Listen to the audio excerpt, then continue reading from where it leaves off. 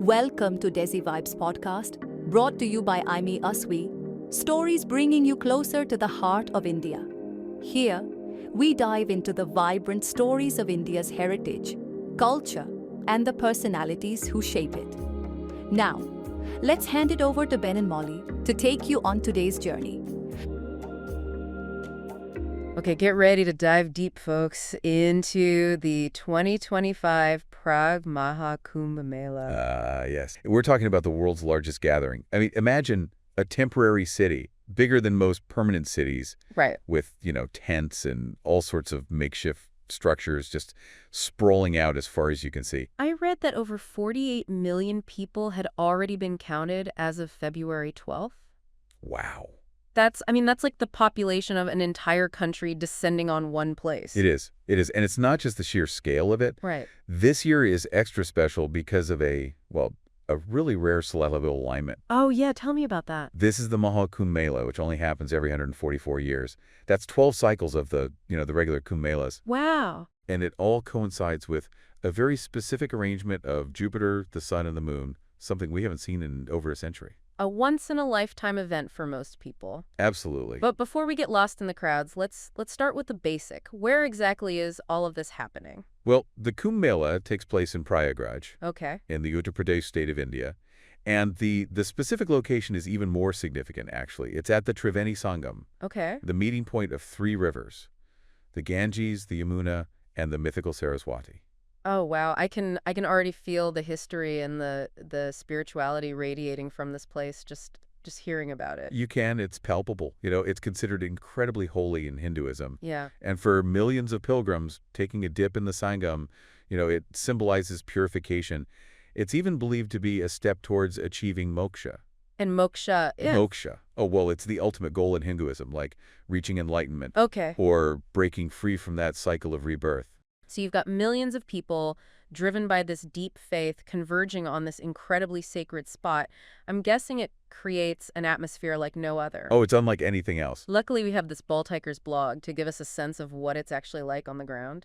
Yes, he described it, well, as this chaotic mix of Glastonbury, a London protest march, and Blackpool Beach all rolled into one. Wow. You've got pilgrims, holy men, vendors, a constant buzz of activity. Right bit. There's chanting, bells ringing, the smell of incense filling the air. It's sensory overload. Reading his blog, I was actually struck by his description of the smells. I can almost imagine it, the incense mixed with the street food. Oh, absolutely. It creates such a vivid picture. It really does. He also talks about these Naga sadhus, Yeah. these ash-smeared, often naked, holy men who are, such a huge part of the Kumbh Mela. They really are. They're warrior ascetics representing this very ancient tradition of renouncing the world for spiritual pursuits. That's right. Wouldn't renouncing everything be terrifying? Like, what compels someone to choose that path? Is it truly liberating or just incredibly isolating? That's a great question. And I think, Yeah, well, their presence definitely adds to the mystique of the whole event. I bet. The AP article goes into detail about their initiation process, which involves, tonsuring, Okay. offerings to ancestors, receiving a secret message from their guru. It's like entering a whole other order. Think of it as an ancient monastic order, each with its own rituals and hierarchy. Oh, I see. And within that, Yeah. you have so many different branches, so many different orders. And I read that over 100 women were initiated into the Juna Akara this year, which is one of the, I guess, largest and most influential of these orders. It is. It is. It's a sign of how these traditions are adapting, to the modern world. Oh, yeah. And how more and more women are embracing this path. That's interesting. It is. And then you have the Kinarakara, which is specifically for transgender individuals. Okay. And their presence is a real challenge to social norms. It really highlights the inclusivity of Hinduism. You've probably never seen anything like this. Never. Even for someone familiar with big festivals, the scale is just mind-boggling. It is. But of course, the heart of the Kumbh Mela is the ritual bathing, right? Absolutely. Absolutely. Millions participate in this Amrit Snan, or royal baths, Okay. which are held on very specific auspicious days. Oh, okay. Makar Sankranti, Mani Amavasya, Basant Panchami, and Mahashivaratri. And these dates are based on... These dates are chosen, based on that unique astronomical configuration we talked about. Ah, okay. Yeah, the alignment. And people believe that bathing in the Sangam on these days washes away their sins and brings them closer to moksha, right? That's the belief, yes. But I can't even imagine the logistics of organizing baths for millions of people. Oh, it's incredible. And that's where the Wikipedia entry really comes in handy. The scale of infrastructure and planning is just mind-blowing. The budget was over $73 billion through it. Wow. I mean, they had special trains, sanitation workers, lost and found centers. I mean, they've thought of everything. I even read that they deployed over 350 firefighting vehicles because the risk of fire in such a densely packed area is so high. Oh, it is. It is. I mean, it's like organizing an event the size of a small country with all the complexities that come with it. Right, with all the logistics and just like any large-scale endeavor, Sure. there are inherent risks. Absolutely. Sadly, there was a tragic crowd crush on January 29th, Yes. which resulted in a number of deaths. It did. And our blogger, Bald Hiker, he was actually there. He was. He was trying to get to the river for the dawn rituals, and the crowds just became impossible to move through. Oh, wow. And he witnessed the aftermath of the crush, which must have been, Just harrowing. incredibly harrowing. Yeah, it's a stark reminder of the challenges Yeah. and potential dangers Of course. involved in managing such massive gatherings, even with, extensive planning and security measures. And what's especially concerning is that there are discrepancies between official death tolls and reports from the media, That's right. which raises some serious questions about transparency and accountability, doesn't it? It does. It does. It definitely underlines the need for even greater vigilance and safety protocols at events like this. Absolutely. However, despite the tragedy, it's important to remember that the Kumbh Mela is, at its core, a celebration of faith Right. and humanity. And what's fascinating is that it attracts people from all over the world. Not just Hindus. Not just Hindus, exactly. The attendance of the Bhutanese king this year is a great example.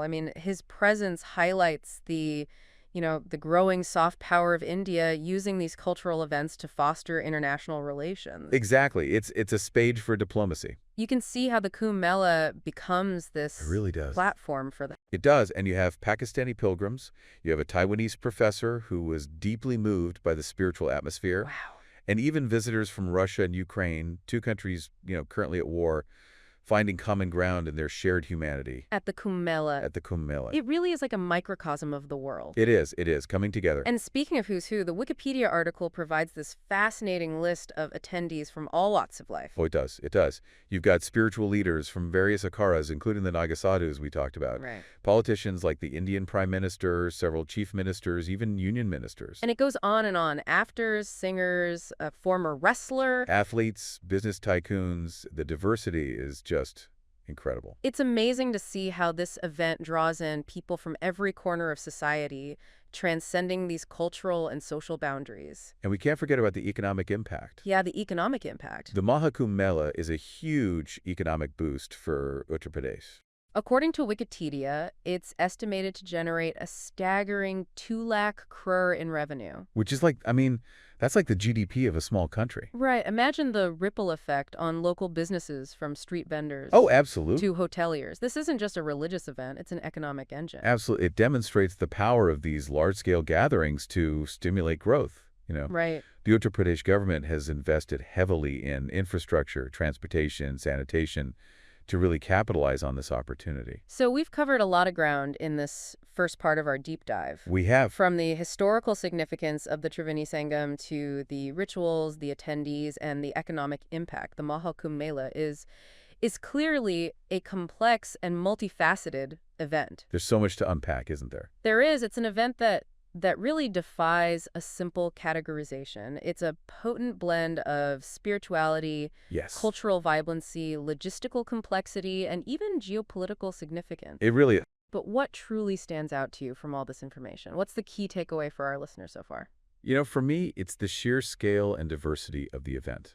Millions of people from all walks of life, all corners of the globe, coming together for this shared spiritual experience. And even amidst, the potential for tragedy like the crowd crush, Bald Hiker witnessed this level of organization and resilience that's almost awe-inspiring. It is. It raises an important question. It does. What is it about these massive gatherings that continues to draw people in, even in our modern technology-driven world, what needs are being met? And what lessons can we learn from them, both the positive and the negative? Such good questions. That's something to ponder as we continue our deep dive into the 2025 Prayag Mahakumbh Mela. In our next segment, we'll delve deeper into the lives of the Naga sadhus and explore the unique experiences of those who attended this extraordinary event. Stay tuned. We've talked about the sheer scale and the spectacle of the Mahakumbh Mela. It's truly impressive. But I want to kind of shift our focus to the people. The people, yeah. Who make this event so unique. The heart and soul of it all, really. Exactly, Yeah. exactly. We've already touched on these Naga sadhus, Fascinating, aren't but they? I'm really intrigued by their way of life. What motivates them Right? to renounce the world and embrace such an austere existence. It's a question that has fascinated people for centuries. I bet. Their path represents this very, very ancient and fundamental aspect of Hinduism. Okay. The idea of, asceticism Right. as a means to spiritual liberation. Right. They believe that by detaching themselves from worldly possessions and desires, Yeah. they can achieve this higher state of consciousness. That level of detachment is hard to even fathom in our modern world. It is. Where we're constantly bombarded with these messages about what we should own, what we should achieve. The consumerism. It's almost like a radical act of rebellion against societal norms. It is. It's a rejection of the material in favor of the spiritual. Yeah. And remember, they're not a monolithic group either. Right, right. There are many different akaras or orders Okay. of Nagasadhus, each with their own unique practices and beliefs. I see. The Junakara, for example, is one of the largest and most influential. And I read that over 100 women were initiated into the Juna Akara at this year's Kumbh Mela. That's right, a testament to the growing number of women embracing this traditionally male-dominated path. It's a sign of how these age-old traditions are finding new expressions in the modern world. Before we move forward, let's take a moment to talk about iMeUsWe, an innovative Indian family app designed to help you preserve your family legacies and stories. With iMeUsWe, you can discover your roots, connect with relatives, and save your family's history for generations to come. It's more than just an app. It's a way to keep your legacy alive. Join iMeUsWe today. Now let's get back to the story. Exactly, adapting and evolving. And then there's the Kanar Akara, which is specifically for transgender individuals. Yes, their presence is a powerful statement about inclusivity and really challenges conventional notions of gender within Hinduism. It's incredible how these traditions are finding new expressions in the modern world, yeah. It really is. But I'm curious about, their day-to-day lives. Right. What does it actually entail to be a Naga sadhu? It's a world apart from what most of us I experience. can imagine. They devote themselves to intense meditation, yoga, and often engage in rigorous physical disciplines Okay. to push their bodies to the limit. Bald Haker mentioned seeing Naga sadhus with these elaborate bead headdresses. Oh, yes. That can weigh up to 40 kilos. Incredible. I can't even imagine carrying that around, let alone wearing it for extended periods. It's a testament to their willpower, Right. commitment. They believe that by subjecting their bodies to such extremes, they can transcend these physical limitations and attain spiritual enlightenment. That's the idea, yes. And of course, they smear their bodies with ash, Right. which symbolizes their detachment from the material world. It's such a powerful visual representation of their renunciation. It is a stark visual reminder Yeah. of their commitment to the spiritual path. While most Naga sadhus live in, remote areas like the Himalayas or forests, They do, seeking solitude and isolation. they come together for the Kumbh Mela, They do. where they play this central role in the rituals and procession. It's a sight to behold, all these different orders coming together. I bet it must be an incredible sight. It is. Their presence just adds this aura of mystique to the already vibrant atmosphere of the Kumbh Mela. It's a reminder that there are still people in the world who prioritize spiritual pursuits above all else. It is, and their presence seems to resonate with people from all backgrounds, not just Hindus. It's true. Yeah, Bald Hiker, our European blogger, Yes? he even felt a connection to the Naga sadhus despite his own, skepticism. That's fascinating. It's like their commitment to something beyond the material speaks to a universal yearning within us. I think you're right. There's something about their dedication that transcends cultural and religious boundaries. Absolutely. It speaks to a deeper human need. And that brings us back to the remarkable diversity of attendees at the Kumbh Mela. Absolutely. It's not just a gathering of Hindu pilgrims. It's a global event. It's a global event that transcends religious boundaries. We've talked about the Bhutanese king using the event to foster diplomatic relations. It's a smart move, really. Which speaks to its geopolitical significance. Absolutely. Soft power at its finest. And you have Pakistani pilgrims joining Indian devotees. A testament to the unifying power of faith. Showcasing the potential for peace and understanding, even in the face of historical tensions. It's a powerful message. There's a Taiwanese professor deeply moved by the spiritual atmosphere despite coming from a completely different cultural background. The Kumbh Mela has a way of touching people from all walks of life. Even visitors from Russia and Ukraine, two countries currently engaged in this devastating conflict, find common ground in their shared humanity at the Kumbh Mela. Remarkable, isn't it? It's a powerful testament to the unifying potential of shared experiences, especially spiritual ones. I agree. There's something about these collective gatherings that can bridge divides and foster understanding. And it's not just about religious or spiritual seekers either. I mean, the Kumbh Mela attracts people from all walks of life, celebrities, politicians, business leaders. The full spectrum of human experience. It's like a microcosm of society reflecting the full spectrum of human experience. It's fascinating to picture famous actors and singers mingling with holy men and pilgrims, all drawn to this extraordinary event for their own personal reasons. And of course, we can't forget about the economic impact. The Mahakumbh Mela brings this massive influx of money and opportunities to Uttar Pradesh. A boon for the local economy. It's estimated to generate 2 lakh crore in revenue, which is, I mean, that's equivalent to the GDP of some smaller countries. It's staggering. The ripple effect on local businesses, from street vendors to hoteliers, must be enormous. It's a true economic engine for the region. And the Uttar Pradesh government has seized this opportunity, investing heavily in infrastructure, transportation, sanitation. To ensure the event runs smoothly. Exactly, to make the most of this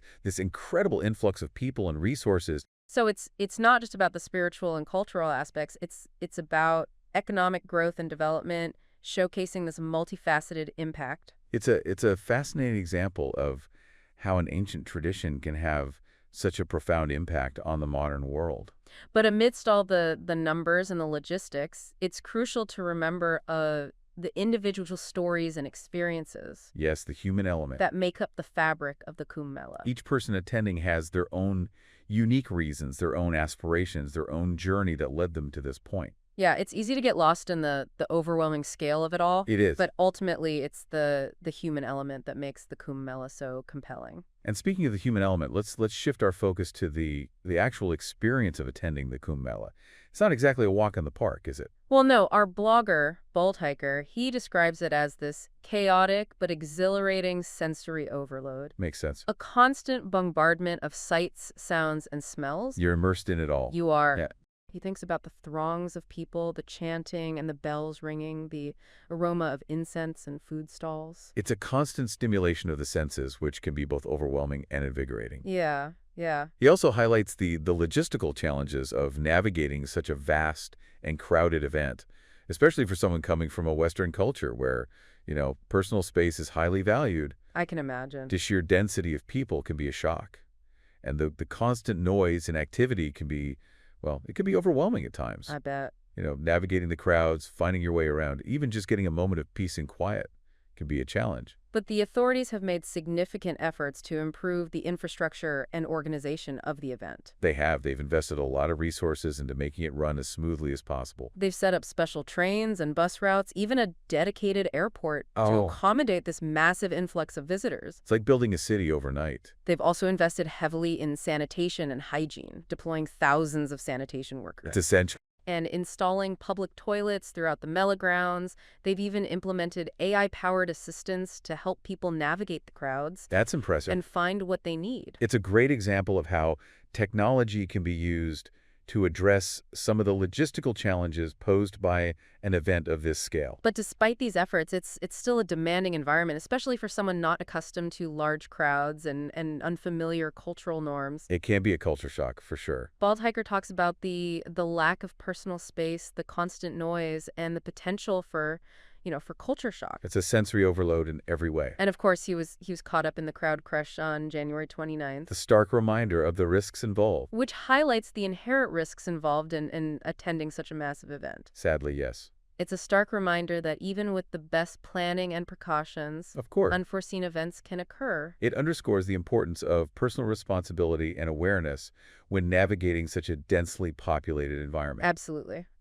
But, despite the challenges, Bald Hiker clearly found his experience at the Kumbh Mela to be deeply impactful. Yeah, he describes this profound sense of shared humanity. Right. And a spiritual energy that transcended his own skepticism. He talks about witnessing acts of kindness and generosity amidst the chaos, and seems to have gained a new appreciation for the power of faith and devotion. It's a testament to the transformative potential of such experiences. Even amidst the crowds and challenges, there's this profound sense of connection and purpose that permeates the Kumbh Mela. I think that's what draws people back year after year. It's as if the sheer scale and intensity of the event amplifies these feelings, creating this collective energy that's palpable. A collective effervescence, almost. It's a reminder that even in our increasingly individualized and technology-driven world, there's still this deep human need for collective experience. For connection. That transcend the everyday. Exactly. A need to be part of something larger than ourselves.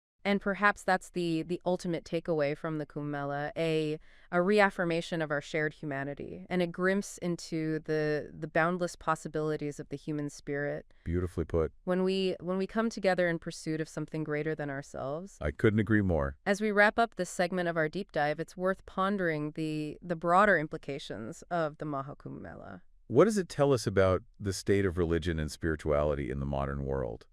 What lessons can we learn from this ancient tradition that's still so relevant today?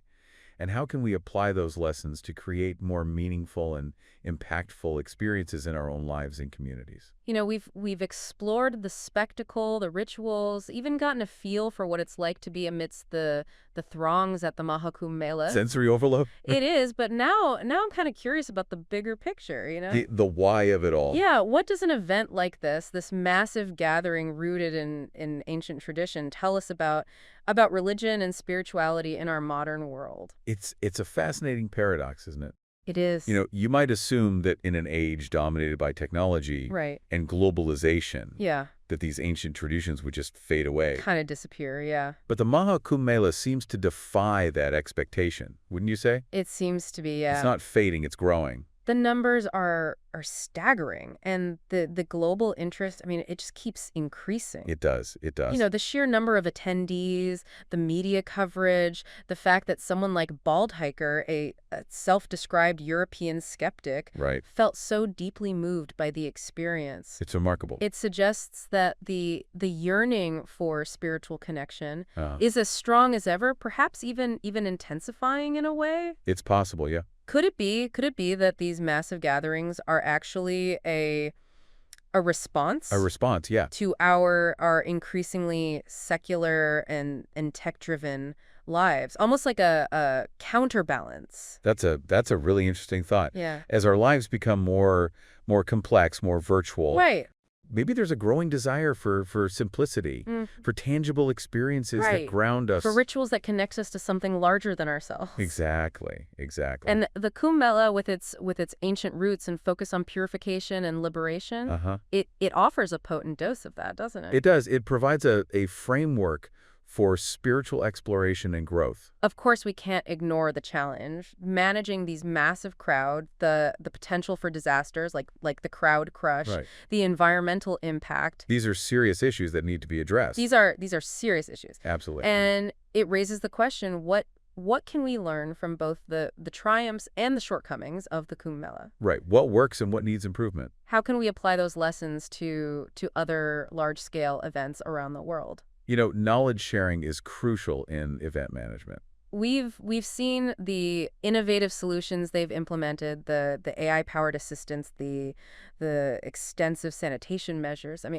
There's a lot we can learn from their logistical approaches. Absolutely. They're pushing the boundaries of what's possible. But beyond logistics, there's something to be said for the power of shared ritual Hmm. and collective devotion that the Kumbh Mela embodies. I mean, can we find ways to tap into That sense of unity. that sense of unity and purpose in our own communities, even on a smaller scale? It's a worthy goal, isn't it? To foster a sense of belonging and shared purpose. It is. It is. Yeah. So after this deep dive, what's the ultimate takeaway? What should our listener be left pondering? Well, I think the Mahakumbh Mela is more than just a spectacle. Right. It's a powerful reflection of humanity's enduring search for meaning Mm-hmm. and connection. Yeah. Whether or not you share the specific beliefs of Hinduism, there's something universally resonant Yeah. in that quest. It reminds me of what Baldhacker said in his blog. It's something worth seeking out, Seeking out, yeah. no matter our individual paths. Perhaps even without traveling to India, we can each find our own versions of the Triveni Sangam. Our own versions. Those points of confluence in our lives where the spiritual, the material, the communal, all flow together Right. and create something larger than the sum of their parts. Something to think about, and that's what makes a deep dive so rewarding. It broadens our perspectives, challenges our assumptions, and hopefully leaves us with more questions than answers. Absolutely. Until next time.